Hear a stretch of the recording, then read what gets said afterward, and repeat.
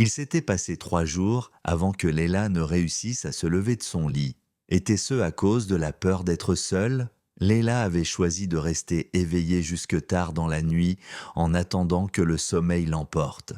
Mais même de cette façon, les cauchemars venaient à la tourmenter dans son esprit, la projetant à l'époque où elle était battue ou abandonnée dans des endroits inconnus sans qu'elle ne sache pourquoi. Et parfois, elle le rencontrait dans ses rêves. Quand elle avait ouvert ses yeux après avoir erré dans les souvenirs de cette fameuse après-midi, elle ne put s'empêcher de retenir les larmes qui remplissaient ses yeux. Se pourrait-il que ce souvenir se transforme en un cauchemar qui finisse par me tourmenter pendant encore un long moment, se questionna-t-elle. Si seulement je pouvais l'oublier, je le ferais, mais j'ai travaillé jusqu'à m'épuiser dans l'espoir de fuir ces souvenirs. Mais plus je faisais des efforts, et plus cette image de ce moment me collait à la peau. Alors elle se dirigea près du lavabo. Aujourd'hui est le jour où oncle Bill revient de son voyage. Je dois rester forte et aller mieux, comme je lui ai promis, pensa-t-elle en portant à son visage l'eau qu'elle venait de recueillir dans ses mains. Ses gestes étaient en adéquation parfaite avec son état d'esprit. Et même si le simple fait de boutonner sa chemise lui semblait difficile, le souvenir de ses retrouvailles futures avec oncle Bill suffirent à la faire sourire. Quoi qu'il ait pu se produire, je dois le garder pour moi, se dit-elle en se dirigeant vers le reste de la maison prête à attaquer les tâches ménagères qui lui restaient à faire. À ce moment-là, elle réalisa que c'était la première fois qu'elle se retrouvait toute seule, car depuis son arrivée à Berg, oncle Bill était toujours aux côtés de Léla, cela était devenu une habitude pour elle.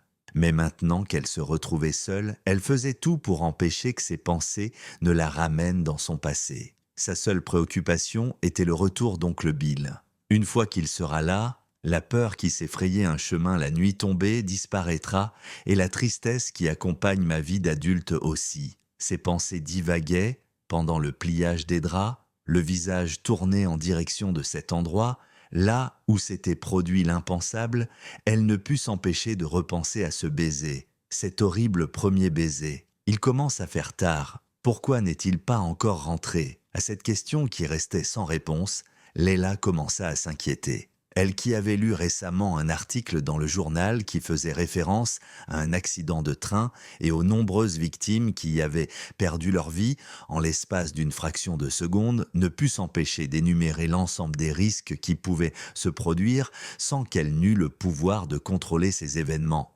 Que deviendrais-je s'il devait arriver malheur à oncle Bill? Il n'est toujours pas rentré, ce n'est pas normal, je ne peux plus attendre, pitié faite que je me trompe.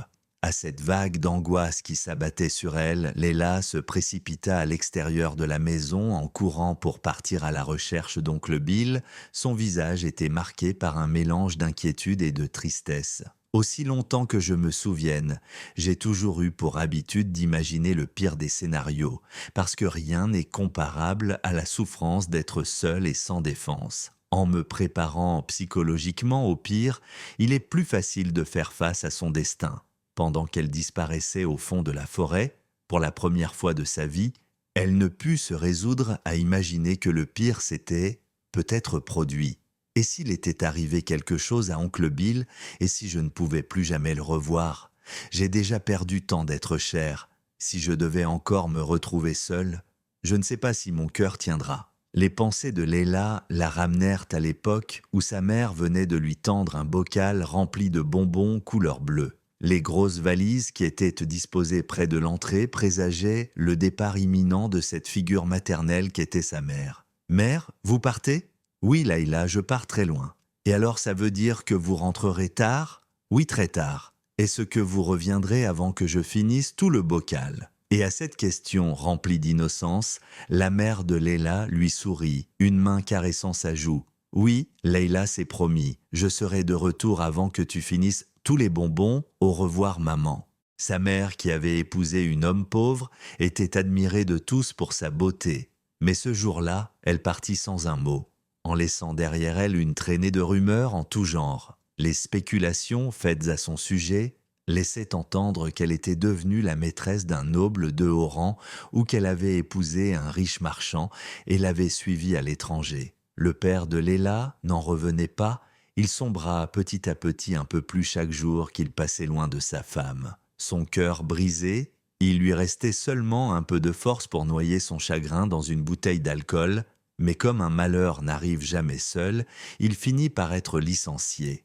Ayant perdu toute raison de vivre, il devint l'ombre de lui-même. Son cœur, qui était rempli d'amertume et de chagrin, il n'y avait plus de place pour Leila, à tel point qu'il ne réussissait même plus à la regarder dans les yeux à cause de sa ressemblance, trait pour trait avec sa mère. Cela lui était devenu insupportable.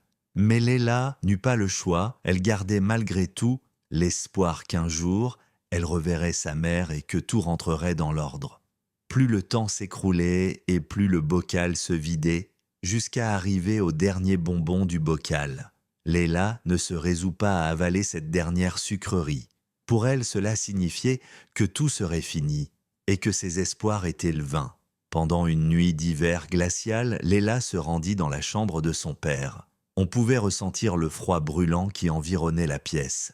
Son père, qui était recroquevillé dans le lit sous la couverture, tremblait. Leila, à la vue de cette scène, se précipita pour aller chercher une deuxième couverture bien chaude pour le réchauffer. En y déposant délicate cette attention, son père ouvrit les yeux, puis tendit sa main en direction de sa fille pour la serrer dans ses bras. Ce geste était pour lui une façon de lui dire « Excuse-moi, Leila ». Ses larmes ne pouvaient s'empêcher de couler. Des sanglots incontrôlables perçaient le silence de la pièce, et plus l'un l'autre se serrèrent dans leurs bras, et plus leurs étreintes s'accentuaient. « Pardonne-moi, Leila ».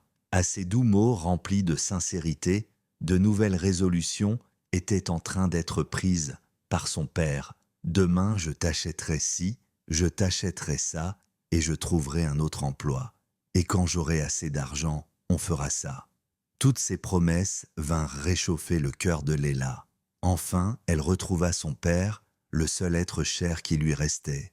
Enfin, ses jours malheureux se terminaient, du moins, c'est ce qu'elle pensait. Mais la nuit profonde s'installa insidieusement dans la chambre, même la bougie ne put y échapper. Et au petit matin, l'effroyable arriva. C'est dans les bras d'un corps sans vie que Leila se réveilla. Papa n'était plus là. Tout ce qui lui restait étaient les volontés inachevées de son père, et un malheureux bonbon, rien de plus. Pourquoi passent-ils leur temps à faire des promesses qu'ils sont incapables de tenir, se demanda-t-elle. Malheureusement pour Leila, sa situation n'avait pas fini de s'enfoncer dans l'obscurité.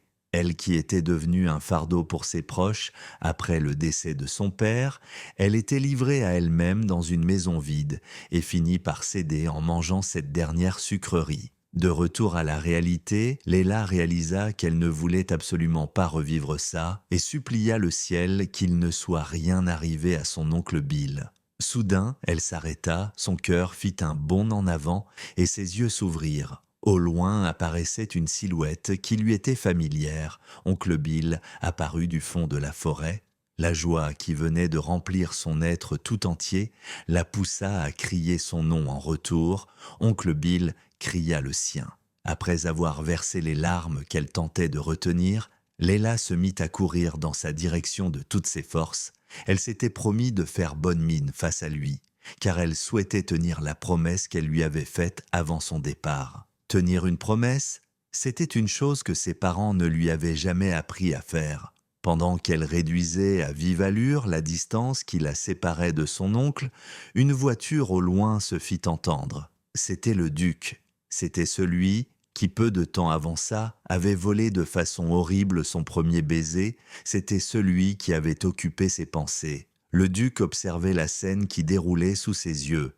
Et même si elle ne dura que l'espace de quelques secondes pour lui, il voulait la capturer de ses mains. Cette femme qui l'obsédait avec son sourire angélique, ses yeux bleus remplis d'innocence et chevelure éclatante comme la soleil. Pourquoi pensait-il toujours à elle? Pourquoi elle flottait dans ses rêves? Pourquoi la douceur de ses lèvres l'envoûtait? Était-ce de l'amour ou de la perversion? À ce conflit interne auquel le duc devait faire face, il ne put être capacité de retenir ces quelques larmes qui vinrent se déposer délicatement sur son poing serré. Pendant que la voiture s'éloignait, oncle Bill et Leila célébraient leur retrouvailles. « Tu n'as pas eu souci pendant mon absence ?»« Non, pas du tout, oncle Bill. J'ai passé une excellente semaine. »